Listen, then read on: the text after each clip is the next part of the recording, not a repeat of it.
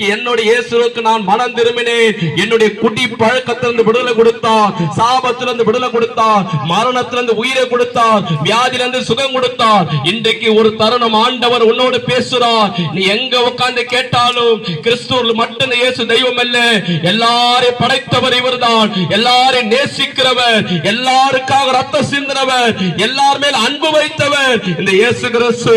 நீ மனம் திரும்பினால், இந்த இயேசுவை ஏற்றுக்கொண்டால், உன் பாவத்திலிருந்து அறிக்கை செய்து விட்டு விட்டால், அவருடைய ஆலயத்தை நீ போடினார், எப்படிப்பட்ட பாவம் வந்தாலும், சிகரெட்டு, கூட்டி, பாக்கு, ஆன்ஸ், கெஞ்சா, விபச்சார, ஓரினை சரி பாவங்கள் என்ன பாவம் இருந்தாலும் அவனை மன்னிப்பார், அதுல இருந்து விடுதலை தருவார், உன் கடன் தொல்லையை தீர்ப்பார். எப்படிப்பட்ட வியாதியில் இருந்தாலும் ஆண்டவர் உனக்கு சுகம் தருவார், உன் கண்ணீரை துடைப்பார், உனக்கு சமாதானம் கொடுப்பார். இயேசு சொன்னார், வருத்தப்பட்டு பார சுமக்கங்களே, நீங்க எல்லாரும் இடத்தில் வாருங்கள், நான் உனக்கு இளைப்பாறுதல் தருகிறேன்.